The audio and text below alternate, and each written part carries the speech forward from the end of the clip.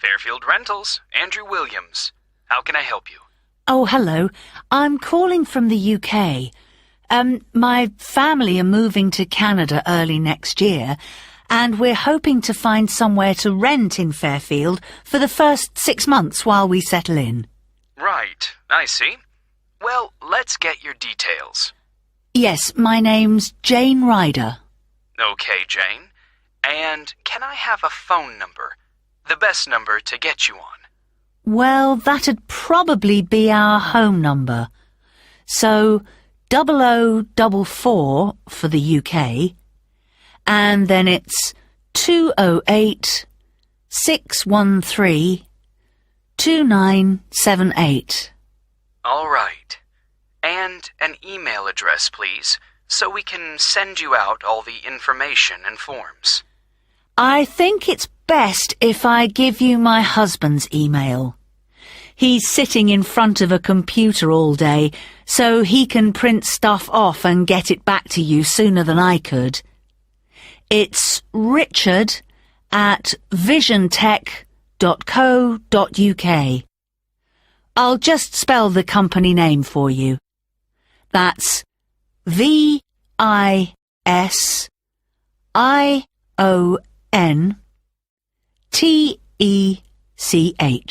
Great. And we have a question here about occupation. Richard's an IT specialist for an advertising company. They're transferring him to their Fairfield branch. Actually, just your job for now, thanks. Me? I'm a doctor at the hospital in our town.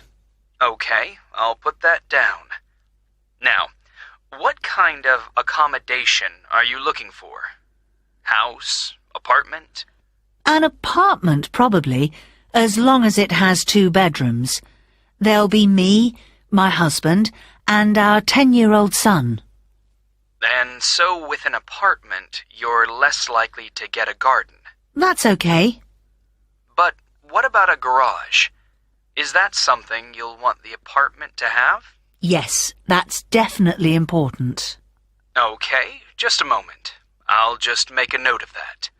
But, before we go on, I should probably say now that what we don't need is any furniture, because we'll be shipping all that over, and I don't really want to pay for storage while we're waiting to buy a house.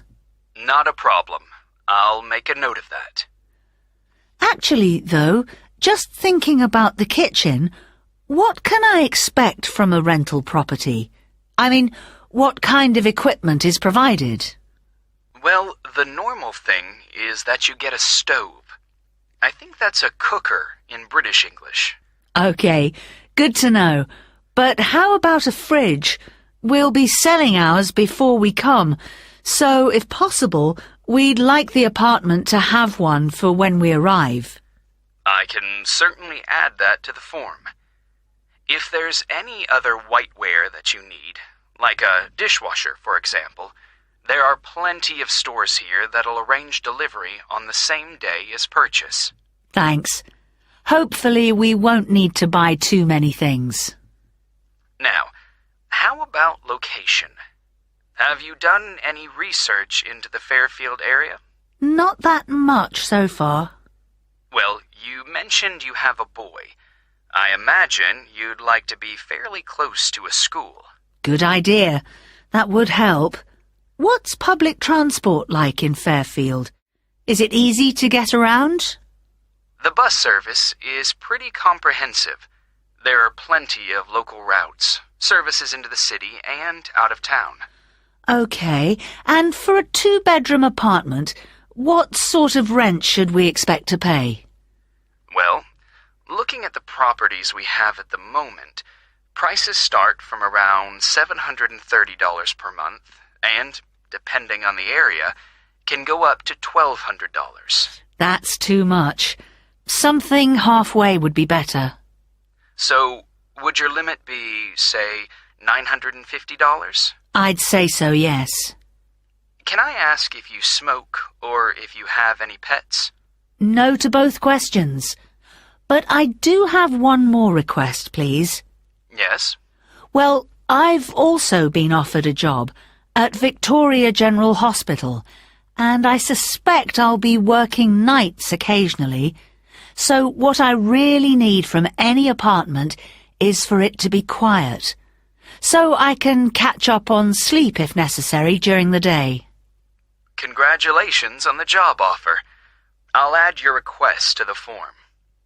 Well, what I'll do is compile a list of suitable properties for you and send them via email. Can I just ask, how did you hear about us?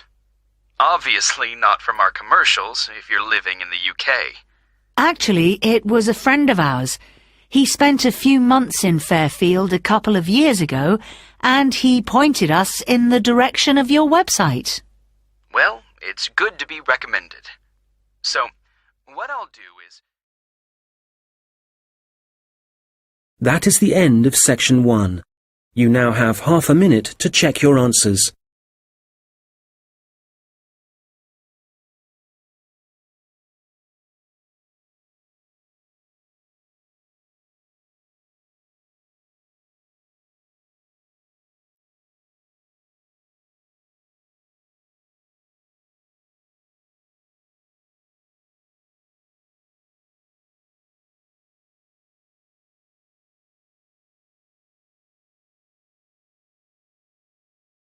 Now turn to section 2. You will hear a police officer giving advice on protection against local crime. First, you have some time to look at questions 11 to 15.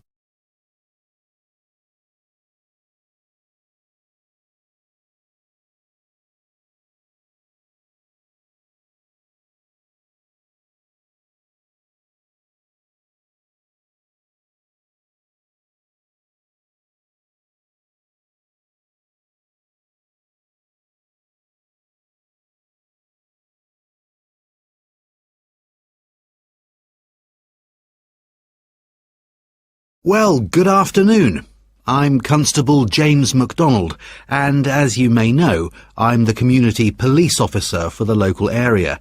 That means that, as part of my job, I try to get out in the community as much as possible, talk to the people that live in this neighbourhood, people like yourselves, and make sure there's an effective level of communication between the public and the police, hence the reason for this meeting. There have been several burglaries in the area in the last few weeks, and I'd like to talk about ways you can keep your home and property safe. So I'd suggest that a good way to start is by talking to your neighbours and exchanging contact details with them. This will allow you to get in touch immediately if there's anything suspicious happening next door. Then make sure you have a good discussion about the best course of action to take in case of emergency. Make sure everyone is clear about what to do and who to call. If you plan ahead, this will prevent uncertainty and even panic should anything happen later. Another thing that I would advise you to do is always leave your radio playing, even when you go out. And if you keep your curtains closed, burglars are less likely to try and break in because they can't be sure whether someone's home or not. Now, none of us want to be in the situation where we can't get into our own home, but do take time to think where the best and safest place is to leave your spare keys. Putting them under the doormat or anywhere near the front door is just asking for trouble. You'd be surprised how many people actually do this, and it makes life really easy for burglars. All these things will help keep your community safe and will cost you nothing. However, if you are going to spend some money, what I'd recommend more than anything else is that you invest in some well-made window locks for your house. This will give you peace of mind. Before you hear the rest of the conversation, you will have some time to look at the questions 16 to 20.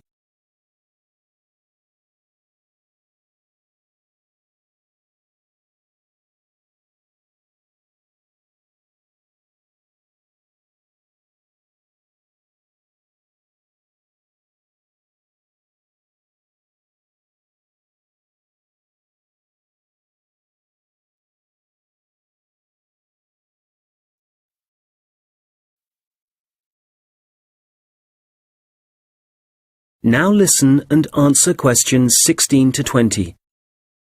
OK, moving on.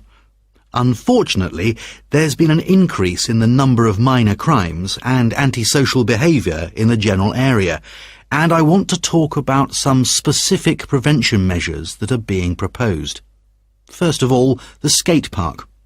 As you probably know, it's well used by younger people in our community, but unfortunately we're getting more and more reports of broken glass, making it especially dangerous for younger children. One possible solution here is to get rid of some of the trees and bushes around the park, making it more visible to passers-by and vehicles. If the vandals know they're being watched, this might act as a deterrent.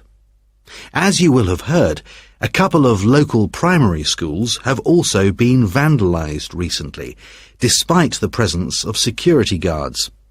The schools don't have the funds for video surveillance, so we need people in the neighbourhood to call their nearest police station and report any suspicious activity immediately.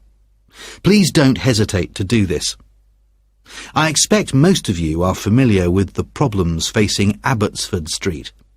It seems that no amount of warning signs or speed cameras will slow speeding drivers down.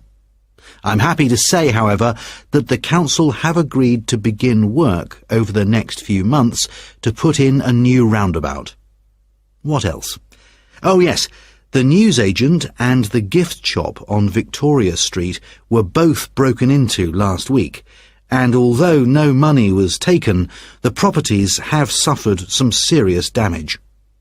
Access was gained to these shops through the small alleyway at the back of the properties. It's dark, and as you can imagine, no one saw the thief or thieves in action. So we've been advising shop owners along there about what kind of video recording equipment they can have put in. We'll then be able to get evidence of any criminal activity on film. The supermarket car park is also on our list of problem areas. We've talked to the supermarket managers and council authorities, and we've advised them to get graffiti cleaned off immediately and get the smashed lights replaced. If you don't deal with this sort of thing at once, there's a strong possibility that the activity will increase and spread, and then it becomes... That is the end of section 2. You now have half a minute to check your answers.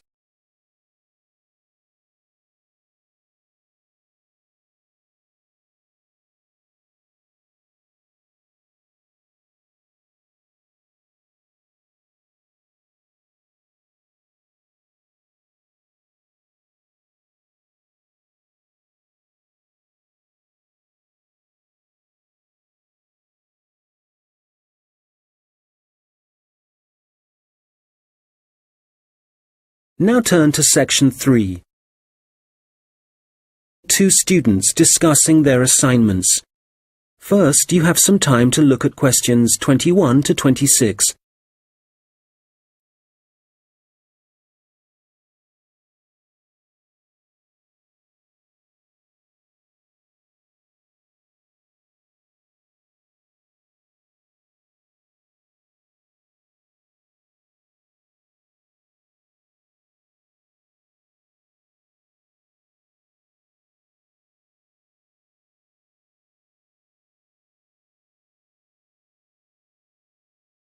Hi, Mike. How's it going?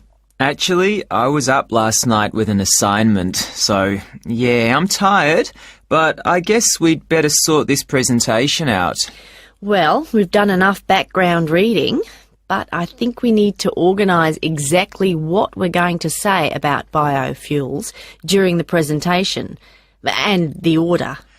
I thought we could start by asking our audience what car engines were first designed to run on, fossil fuels or biofuels. Nice idea. Yes, when most people think about cars and fuel, they think about all the carbon dioxide that's produced. but they don't realise that that wasn't always the case. You're probably right.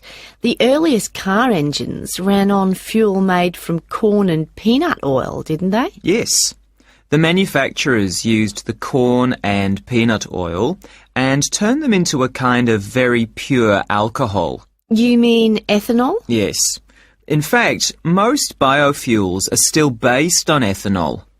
Actually, I've got some notes here about the process of turning plant matter into ethanol, the chemical reactions and the fermentation stages. And it's interesting. The other students would appreciate it, but different biofuels use different processes.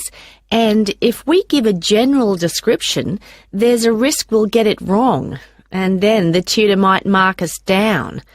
I'd rather we focus on the environmental issues. Fair enough. So, the main plants that are used for biofuel production now are sugarcane, corn... and canola. Of all of them, canola is probably the least harmful because machines that use it don't produce as much carbon monoxide. Sugarcane seems to be controversial. It doesn't require as much fertiliser as corn does to grow, but when they burn the sugarcane fields, that releases loads of greenhouse gases. Yes, but some critics have suggested that the production of corn ethanol uses up more fossil fuel energy than the biofuel energy it eventually produces. For that reason, I'd say it was more harmful to the environment. I see what you mean. You're probably right. It's interesting how everyone saw the biofuel industry as the answer to our energy problems, but in some ways, biofuels have created new problems. Well, in the USA, I wouldn't say that farmers are having problems. The biofuel industry, for them, has turned out to be really profitable. I think, though, that even in the USA, ethanol is still only used as an additive to gasoline or petrol. The problem is that it still has to be transported by trucks or rail because they haven't built any pipelines to move it. Once they do, it'll be cheaper, and the industry might move forward. That'll have to happen one day. At least the government are in favour of biofuel development. Yes, but Brazil's probably in the lead as far as biofuels are concerned. They've got to the point where they don't need to import any oil now. Which is great. And the industry in Brazil employs a huge number of people. But is it sustainable? I mean, as the population grows and there are more vehicles on the roads and there's more machinery, surely they can't depend so much on sugarcane. At some point, there has to be a limit on how much land can be used for sugarcane production. Certainly, if you want to preserve natural habitats and native wildlife. I think that whatever problems Brazil's facing now, the same will be true for any country. You have to weigh up the pros and cons.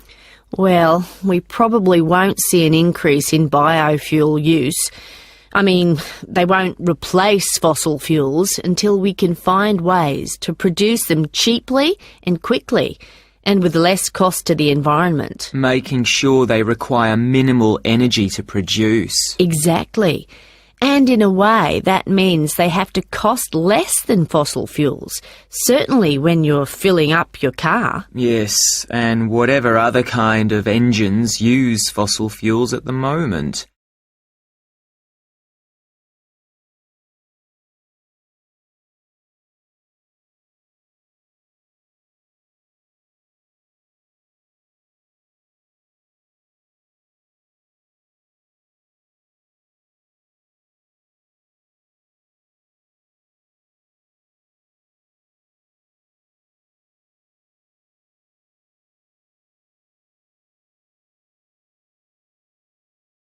Now listen and answer questions 27 to 30. All right, so in the last section of the presentation, what problems are we focusing on? Well, we've already had a look at different types of pollution in the first section, so we can leave that out. But the biggest issue related to biofuels is that land is now being used to grow biofuel crops, and that's contributing to global hunger. Indeed. It doesn't seem right we're using corn to run cars when people can't afford to buy it to eat.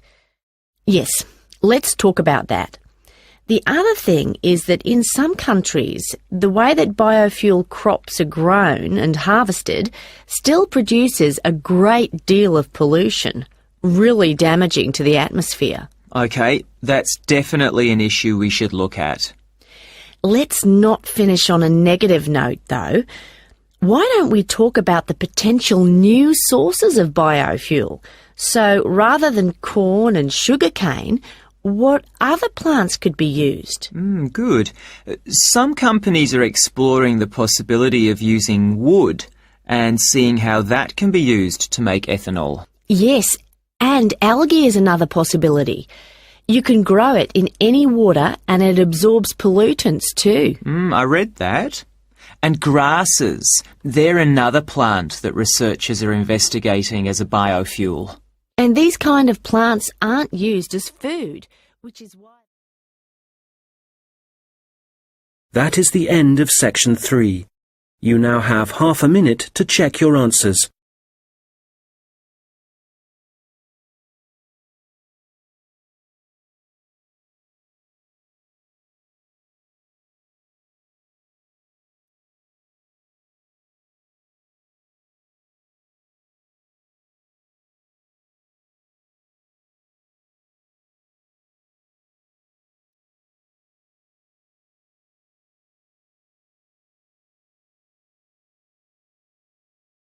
Now turn to section 4. You will hear a lecture about how technology affects human interaction. First, you have some time to look at questions 31 to 40.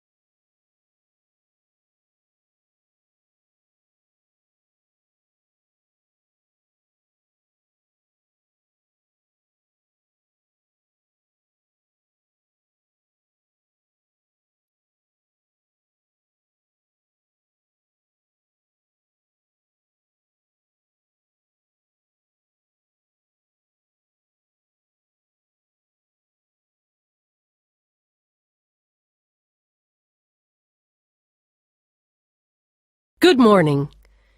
Today, we're thinking about the way that technology is influencing our social structures and the way we interact with one another. Humans, as we know, have always lived in groups. Without this arrangement, our species would have died out long ago. But now, the way we see and define our group is changing.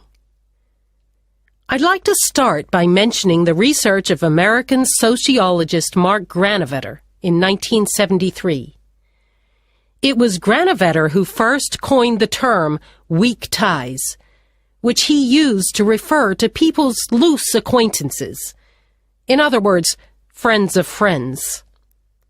His research showed that weak ties had a significant effect on the behavior and choices of populations, and this influence was something highly important in the fields of information science and politics, and as you can imagine, marketing also. So, these friends of friends, people we might spend time with at social or work gatherings, might not be like us, but they can still have a positive influence because we share the same sort of interests. That's enough to make a connection, and this connection can turn out to be more beneficial than we might suspect. An example of this, an example of how the connection can influence us, is when our weak ties get in touch and pass on details about jobs they think might be suitable for us. Well, since Granovetter first came up with this theory, his work has been cited in over 19,000 papers. Some of these studies have looked at how weak tie networks are useful to us in other ways.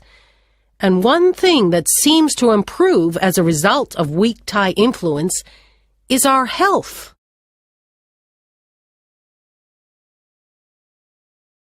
Today, our number of weak tie acquaintances has exploded due to the Internet, to the phenomenon of online social networking. This is still a relatively new way of communication, something that has a huge amount of potential. But also, as with any invention, it brings with it a new set of problems. Let's start with the benefits. Without question, online social networking allows us to pass on the latest news, to be up to date with local and global events, and for many, this information comes from sources more trustworthy than local media. So this is one clear point in favor of online social networking.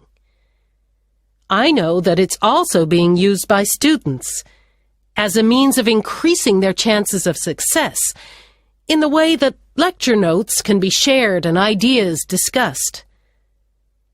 I think, personally speaking, that we need some further research before we can definitively say whether it helps or not. There's also been a great increase in the number of networking sites devoted to sharing advice on health issues, but there are as yet no studies to prove the reliability of that advice. Now, what we do have clear evidence for is that people are developing friendships and professional networks in a way that wasn't possible before. The process is faster. I'm not talking about quality here, but simply that they exist. And it's debatable whether the number of online friends that you have increases your level of self-confidence. That's perhaps an area of research some of you might be interested in following up. Turning to the problems, there are any number of articles connecting online activity to falling levels of physical fitness. But it's too easy to blame the Internet for our social problems. The poor grades of school children are also frequently linked to the time spent on social networking sites. But it would be naive to believe there are no other contributing factors. One real concern, however, is the increase in the amount of fraud, where, for example, people are using the personal data of others, which they've put online, for criminal purposes. This kind of activity seems likely to continue. And then, certainly for employers, online social networking sites have provided a great time-wasting opportunity, reducing productivity like never before, and I doubt they can put a stop to this habit, no matter what restrictions are in place. We'll come back to these issues in a minute, but I'd like to say something about the theories of Robin Dunbar, an anthropologist at Oxford University. Dunbar has found that the human brain has evolved in a way that means we can only give real attention to a particular number of people. 150, apparently. So, for example, if the number of friends on your online network is greater than that, according to Dunbar, this would imply the relationships are only superficial. Dunbar is not against online relationships, but he maintains that face-to-face interaction is essential for the initial creation of true friendship and connections. He's concerned that for young people, if their only experience of forming relationships is online, this doesn't allow them to form the ability or acquire the strategies for maintaining relationships. For example, in situations where negotiation or diplomacy is required, or where it's essential for